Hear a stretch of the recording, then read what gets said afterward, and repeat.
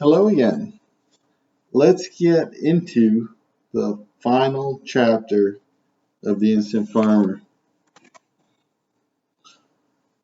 Ken is in such a good mood this morning. He actually woke up before his alarm clock started making noise. That is quite the achievement. So, he finds his way into the living room. He wants to see some very early television program. He changes the channel a few times. It seems like an infomercial has gotten his attention. They're selling a juicer. Ken stops on this channel. He is being reminded of his life as a farmer and all of the juice that he created. Those are interesting times. Ken has found a desire to get off the couch. He turns the television off, goes into his bedroom. It is just about time to get ready to go to work. He is up to do his morning routine. Inside his bedroom, Ken undresses. Ken is fully nude. He wants to go into the bathroom so the morning routine can commence. First, he wants to take a look in the mirror. Who is this handsome man? He wants to brush his teeth, brush his hair, shave his face, then hop into the shower. That sounds good. In the shower, Ken is reminded of how great his shower setup is. He uses the shampoo first, rinses that off. Now it is time to use soap. He lathers his body with soap, then rinses it off. The shower is going well. He is sure that all of the soap has been rinsed off. So he turns the water off. He reaches for his towel. It is just about time to dry himself. Ken steps out of the shower, looks in the mirror. He needs to brush his hair again. Now it is time to get dressed. Getting dressed does not take very much time. He quickly selects his clothes for the day. A gray pair of dress pants, along with a light blue dress shirt. Ken looks great today. He is ready to put his shoes on and go to work. For breakfast, he finds a banana to eat. That sounds pretty good, but now it is time to leave his apartment. The walk to work is a good one. There are so many cars on the road. This is what they call rush hour. Everybody is in need to go somewhere. Hopefully, people are not late getting to their destination. Work. Ken has a good pace. He walks nicely. Passing by a coffee shop, he notices that a lot of people want coffee this morning. Maybe he should open a coffee shop one day. That will be an interesting idea. Ken is early to work. He finds his seat. There is work to be done today. Today, Ken needs his team of architects to get work done. The drawings are not even close to being ready to be submitted. Ken needs the architectural drawings to match the mechanical drawings and for his team to understand that there is a deadline for this work. The workday is about to officially start.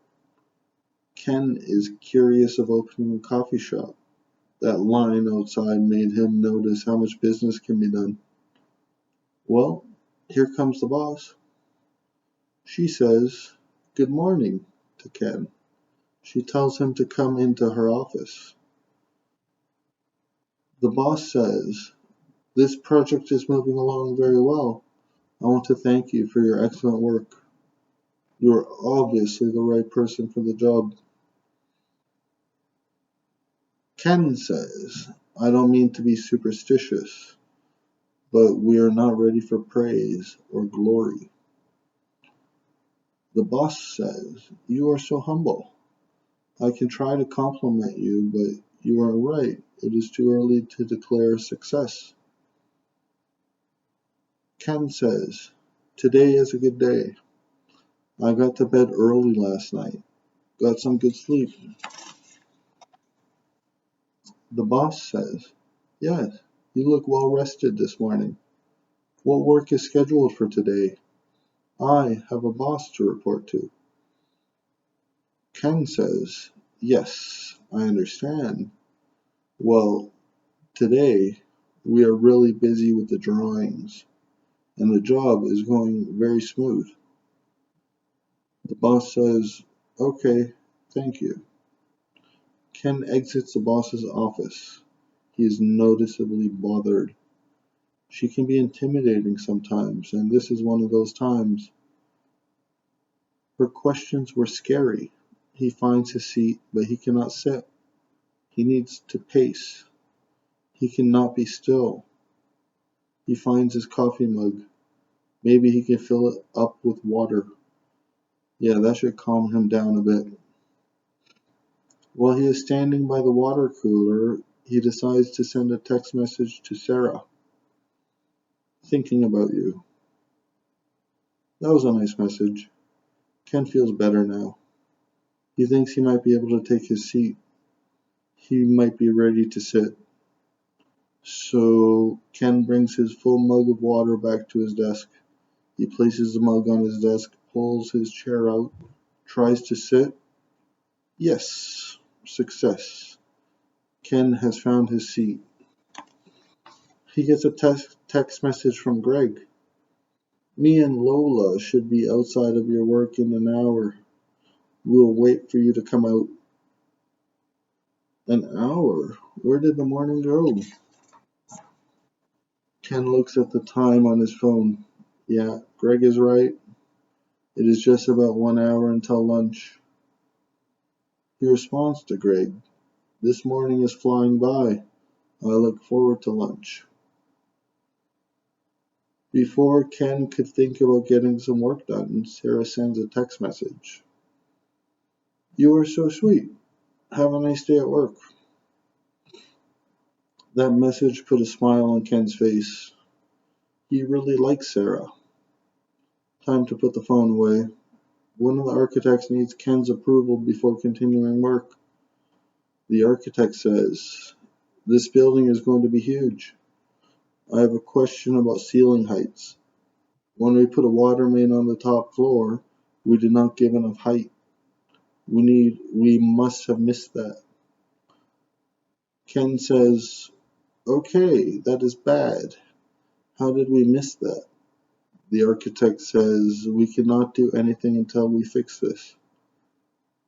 Ken says, we need to tell the boss. It could be just a simple fix. The architect says, maybe we can add 1 foot to the overall height of the building, but we need approval for that. Ken says, okay, you, come with me to see the boss. She will know what to do. The boss says, is everything okay? Why is an architect in my office? Ken says, we need to change the height of the project. We need 1 more foot of height. It has to happen. The boss says, okay, we can do that, but what is the issue? The architect says, we need the extra height for a water main. The boss says, how did we miss that earlier? This is not a problem, but why did we miss it? We can have the extra foot. Now please, don't stop working. Lunchtime is here. Ken takes one extra look at the time. Yes, it is definitely lunchtime. He wants to hurry down to the lobby. He knows that Greg is already there. The elevator ride was a nice one. Ken makes his way outside of the building. There's Lola. Lola is waiting for Ken, and Lola is very happy to see him. Ken says, how are you? Greg says, doing well. I really like Jennifer. She is so great. Ken says, Did you eat lunch already? Greg says, I was hoping we could eat lunch together. What about one of these food trucks? Ken says, yeah, do you feel like tacos? Greg and Ken walk over to the taco truck. There is a bit of a line, but the line is moving fast. The cook takes their order. The tacos smell so good. A few minutes of waiting, and lunch is ready. They walk away from the truck. There are not seats anywhere near. Greg wants to sit to eat. Ken asks if he wants to walk to a nearby park. There will be a bench. Sounds good. At the bench now. Greg says, this park is the perfect size. I really like it here. Lola misses you dearly. Ken says, I really miss Lola also. Greg says, I think you and Sarah are amazing together. The two of you are an excellent couple. Ken says, I'm so very grateful for the compliment. This might be love. Greg and Ken are best friends. They are sitting on a park bench eating tacos for lunch. They have so much to chat about. Life, love, Lola. There is so much living to be done. Lola is quietly lying on the grass. So much life. Ken was a farmer for a few days of his life. He has learned so many lessons. He has made many decisions. Just being in the position to make a decision is huge. Ken's farming could not last, and he knew it. One day he might want to do large-scale farming, but for now, Ken's life is exactly what he wants it to be. It is what Ken worked so hard for. Time does not move backwards, and life is meant to be embraced with open arms. Ken must embrace his life. Ladies and gentlemen, it has been a minute to me and an eternity to you. This is it, the end of The Instant Farmer. It was so much fun to present this piece of art to you. I want to invite you to check out my Facebook page. I have many thoughts that need to be shared. I want to leave you with a secret that I have been keeping. The meaning of life is to outlive time. Thank you for listening.